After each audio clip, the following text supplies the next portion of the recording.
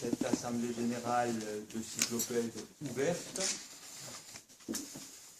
D'abord, merci d'être à nouveau présent pour cette assemblée qui traditionnellement mobilise autour de nous les gens qui sont sensibles à nos réflexions, et c'est très bien comme ça.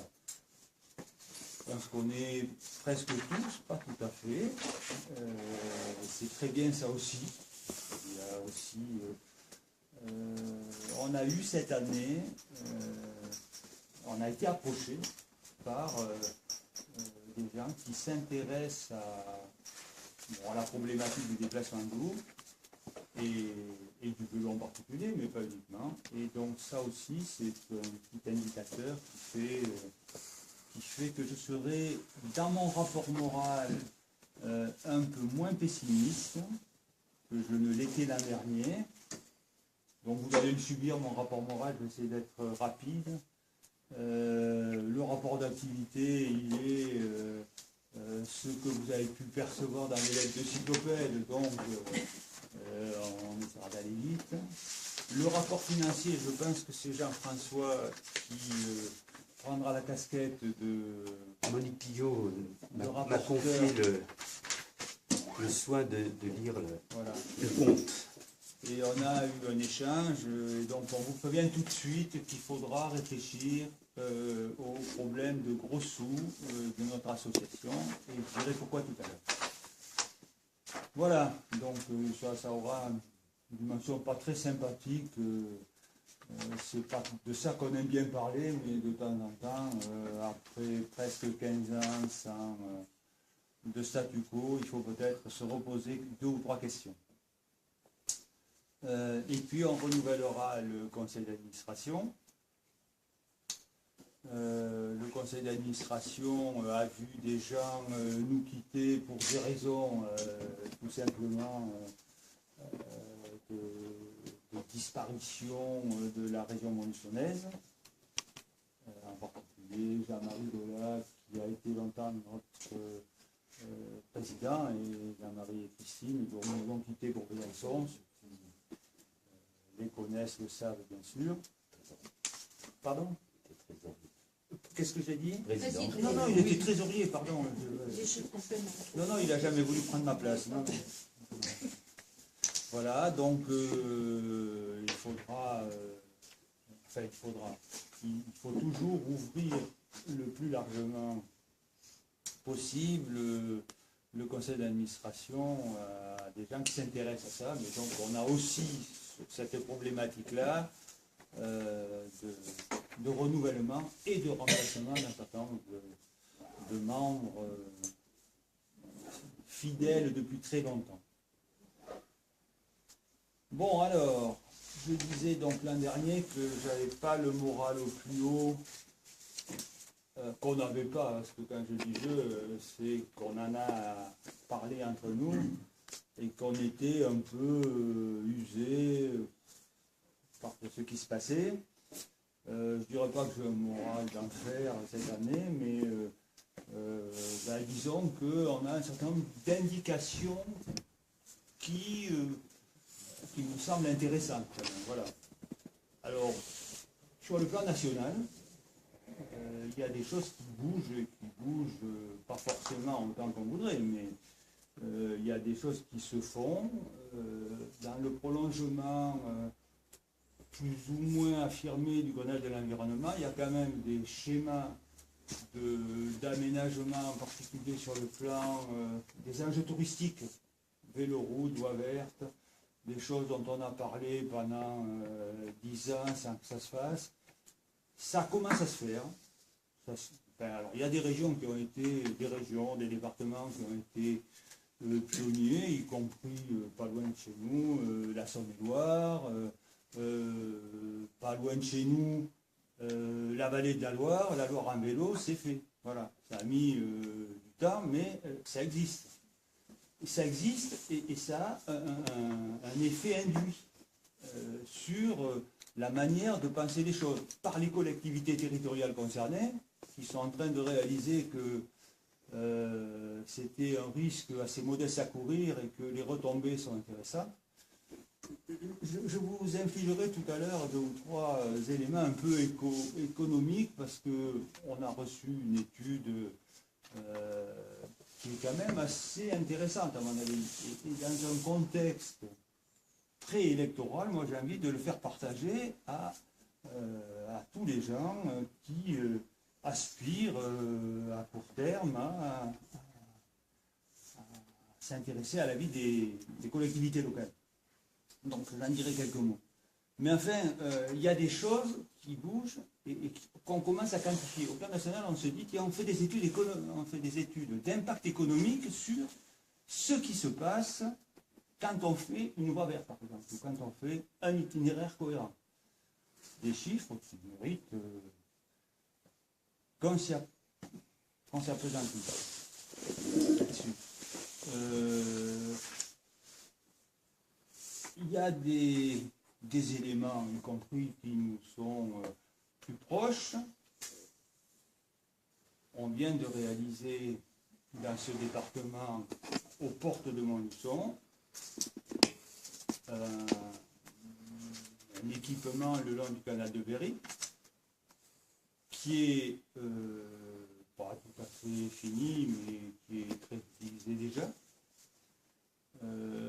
Cet équipement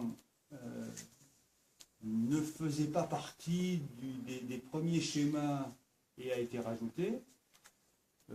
Aujourd'hui, il y a toute une réflexion pour rejoindre Montluçon à la vallée de la Loire à vélo. Donc tout ça, ça va dans le bon sens, pas abouti, mais ça existe et ça nous concerne.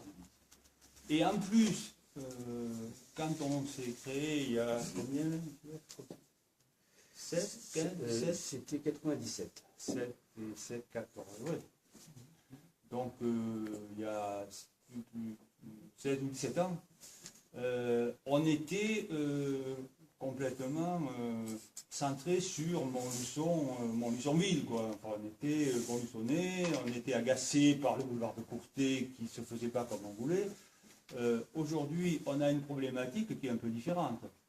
On a un petit bout de voie verte qui va jusqu'à Néry, qui a été labellisé comme tel dès le début. On a, donc au sud, on a une voie verte qui est en train de commencer à exister au nord. Et il faudra bien qu'un jour ou l'autre, on mette de la cohérence dans tout ça. Il faudra bien que ça soit interconnecté de manière souple, confortable, et donc ça nous concerne autrement, ça nous concerne en tant que phénomène de société, et ça nous concerne aussi très ponctuellement parce que il y a des enjeux pour retisser un maillage dans la ville qui soit efficace dans cette logique-là. Donc dans l'Allier, il se passe des petites choses. J'ajoute, et ça aussi, pas bien quantifiable, on ne nous a pas forcément du tout approché pour faire cette réalisation du canal de Berry, mais différentes collectivités territoriales, de différentes sensibilités, ont quand même réussi un peu à travailler ensemble. Et ça aussi, c'est pas mal parce que on sait très bien que dans le millefeuille administratif français, c'est un peu compliqué. Ce qui était là il y a 3-4 ans, ce qui était à l'IUT quand on avait fait venir Jean-Marie Guidez, ils avaient bien perçu la complexité entre les concepteurs de projets, ceux qui les défendent, ceux qui les portent et ceux qui les financent. C'est compliqué. Et donc, pour que tout le monde se mette autour d'une table et arrive à valider un projet et puis le financer, c'est pas simple. Mais bon, on y est un peu arrivé sur ce cas-là, et donc ça mérite aussi d'être souligné. moi j'ajouterais que dans cette ville, on est, comme partout, dans un contexte préélectoral, et que on a été approché Escalité en tant que petite association qu'on est, par différents candidats de différentes sensibilités politiques qui nous ont approchés pour savoir un peu ce qu'on pensait. Alors certains sont membres de notre noble association et peuvent nous lire régulièrement, d'autres non, et ça c'est quand même aussi une manifestation je dirais, de l'intérêt porté à un petit groupe d'écolos, bobos, ce que vous voulez, qui se sont réunis il y a 15 ans parce qu'ils trouvaient que le boulevard de Courtet, il n'était pas bien pensé pour des gens qui voulaient simplement se déplacer en vélo. Je vous disais tout à l'heure que j'allais faire un petit numéro d'économie. Ce n'est pas un petit numéro, mais c'est quelques chiffres sortis d'une étude, ce que je disais tout à l'heure, sur l'impact du développement de voies adaptées au déplacement doux, qui a été conduite par un organisme qui s'appelle Atout France. Atout France est un organisme qui a, entre autres choses, qui doit être plus ou moins supervisé par le ministère du Tourisme, enfin, le ministère qui est en charge du tourisme, et qui produit des études et qui, entre autres, labellise ou ne labellise pas les offices de tourisme, toutes ces structures qui gravitent autour du tourisme. Et il y a eu une étude en 2012 tout à fait sérieuse sur l'impact des réseaux cyclables partout, ils sont en cours de réalisation. Et bon, entre autres, la Loire en vélo, les circulations dans la région Alsace, etc.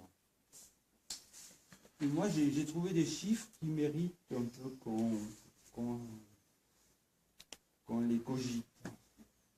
Le constat d'Atout France, c'est que en 2012, l'industrie, le tourisme lié directement au développement des voies vertes, véloroutes, etc., a créé 16 500 emplois. Pas si mal quand même, 16 500 emplois.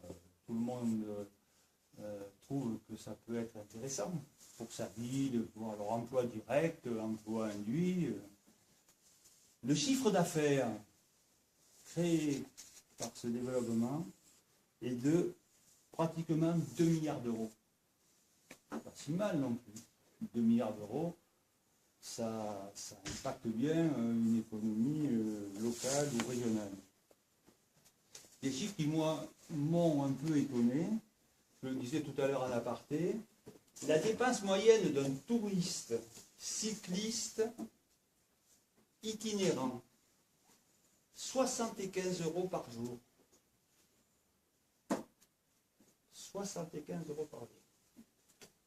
La dépense d'un touriste qui va résider dans un coin pour faire du vélo, entre autres, 61 € par jour.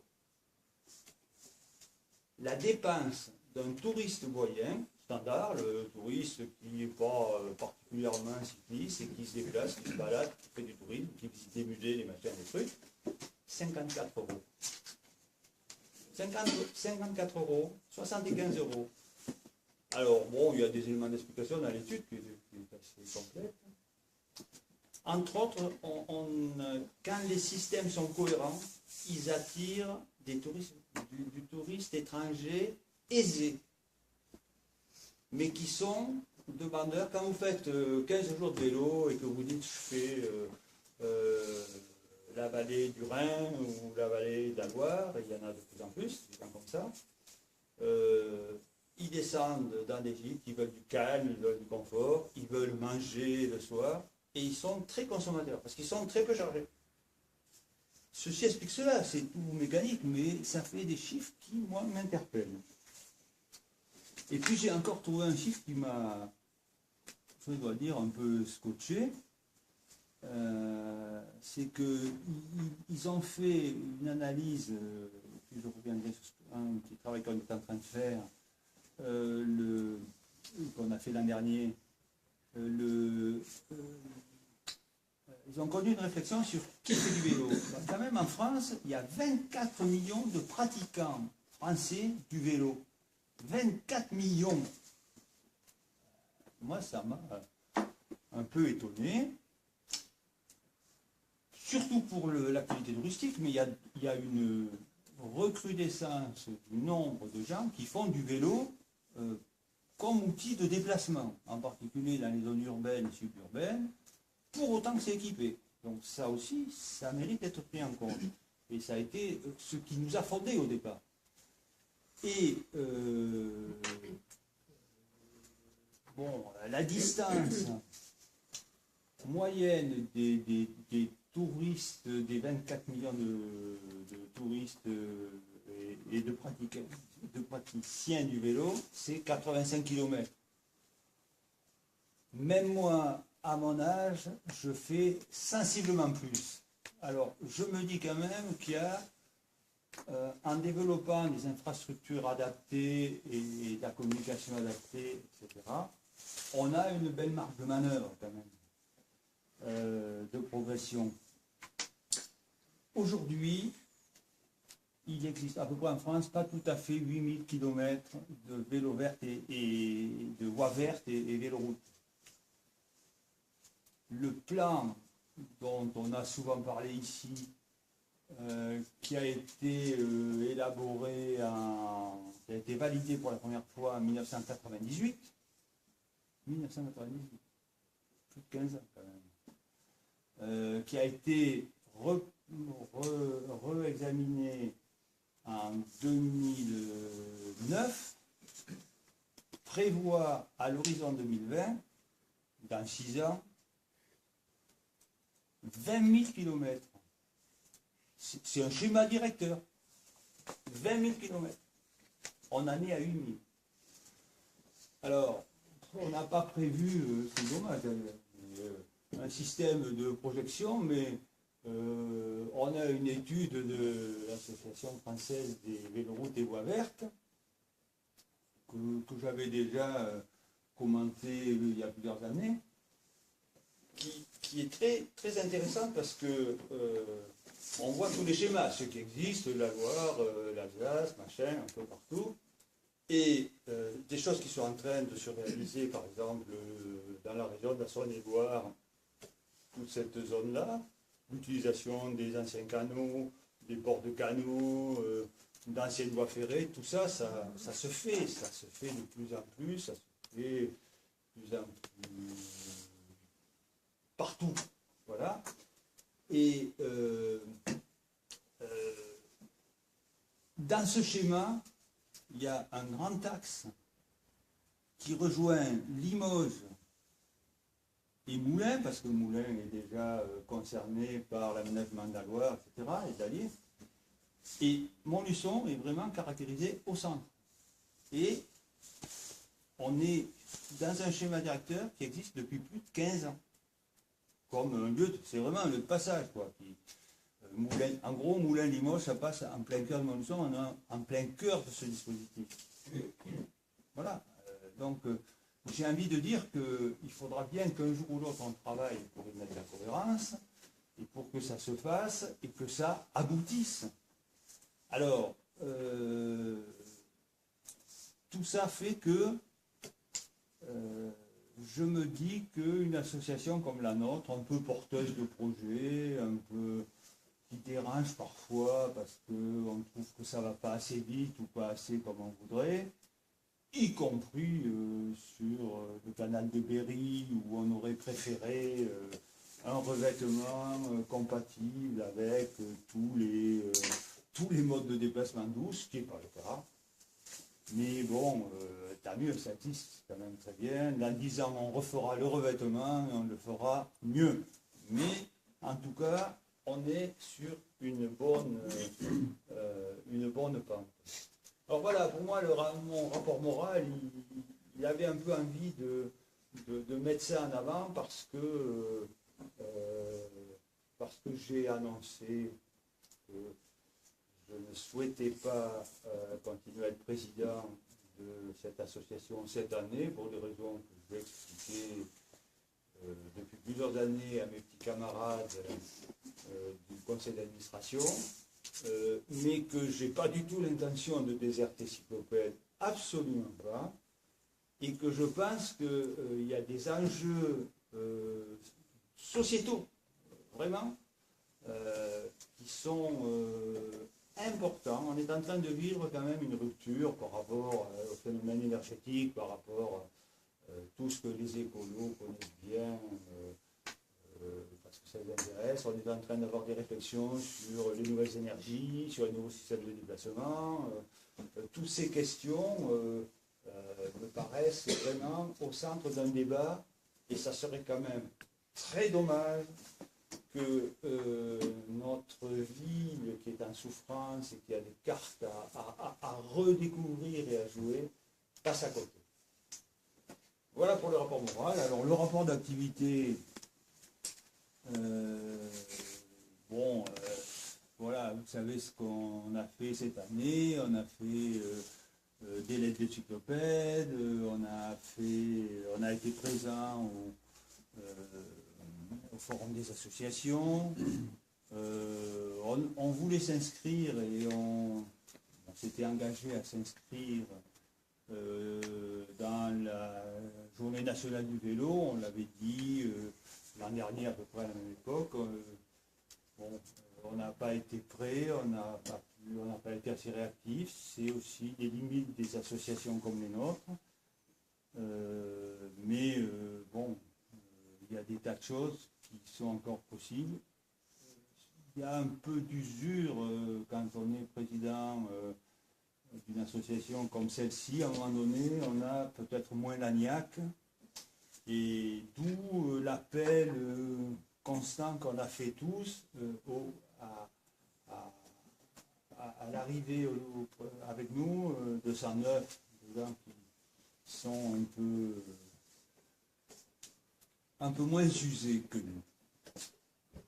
Dans le rapport d'activité, donc on a fait ce travail que vous connaissez bien. On a eu des rencontres, des contacts avec des élus, des candidats élus, des futurs élus, etc.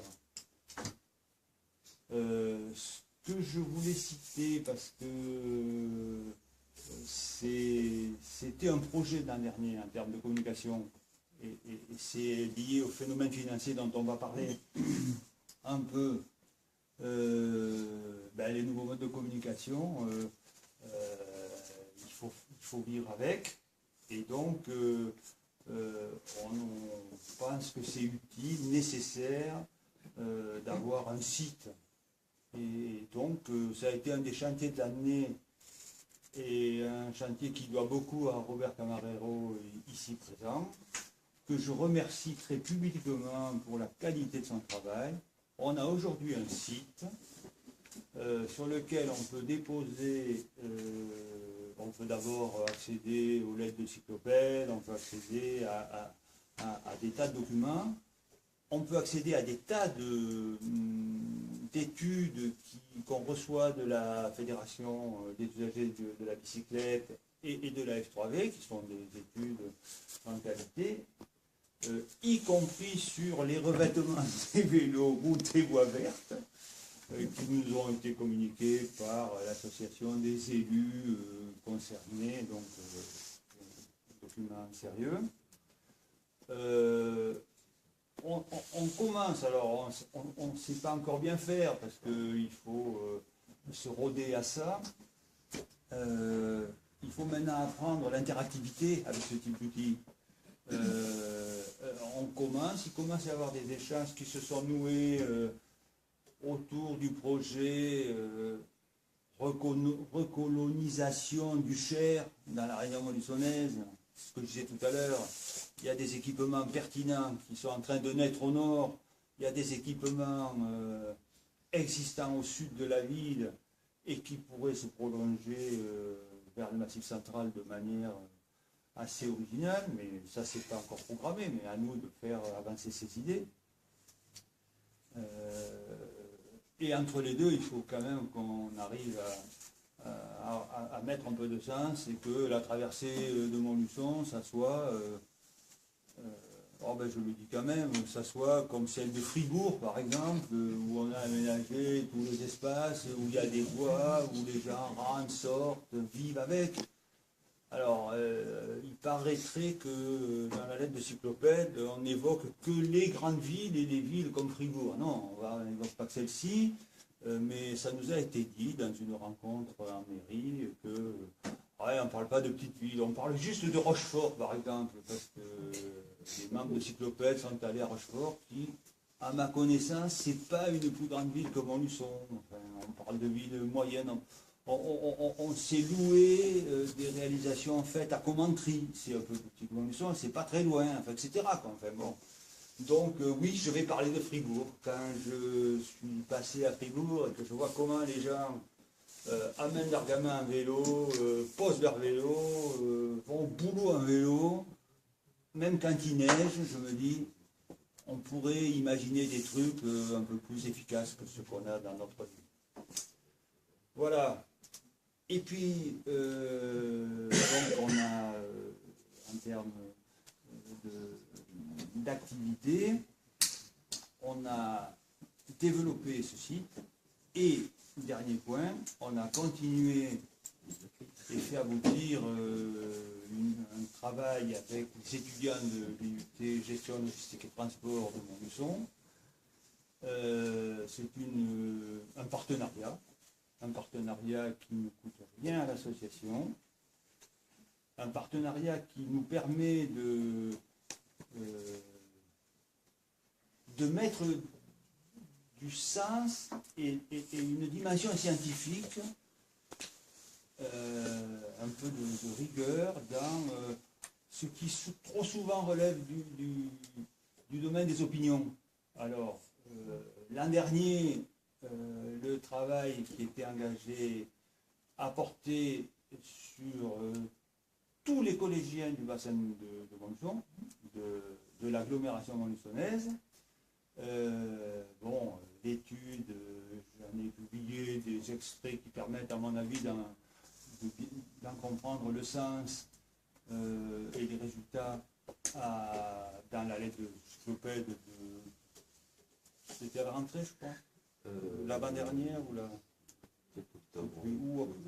septembre-octobre, je crois, il me semble.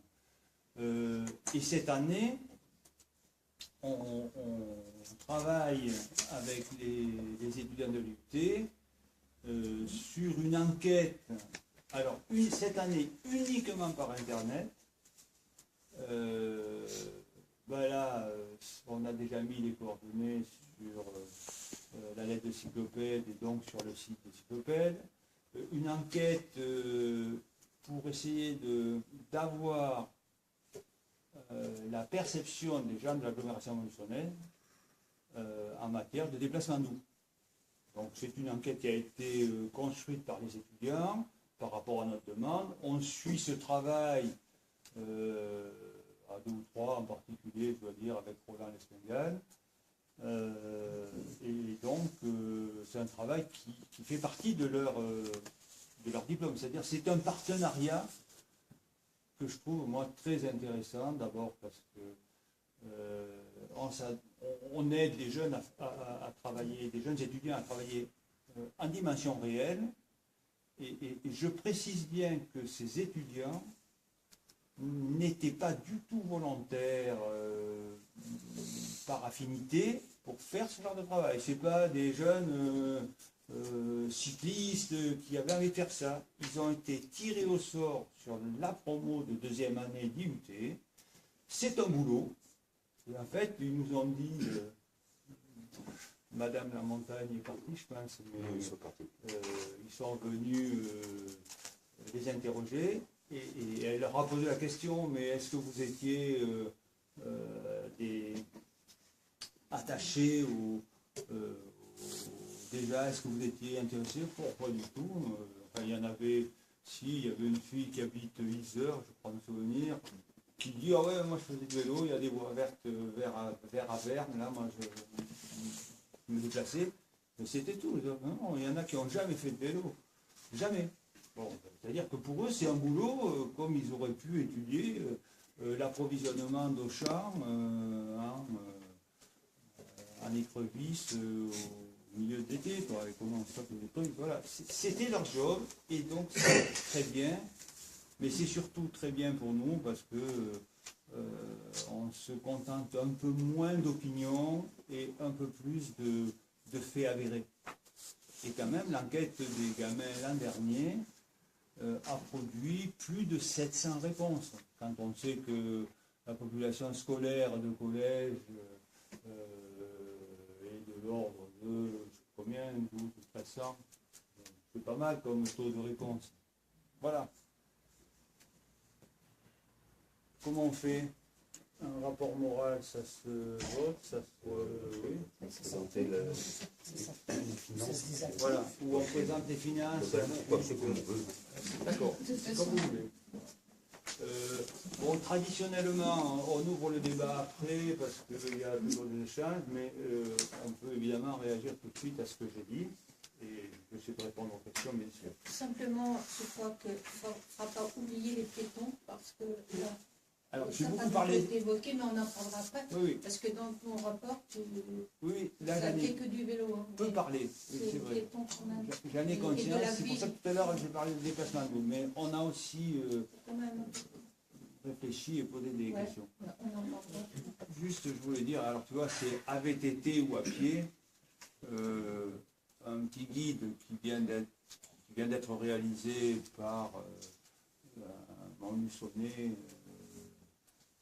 qu'on connaît entre nous depuis longtemps, sur le canal de Berry.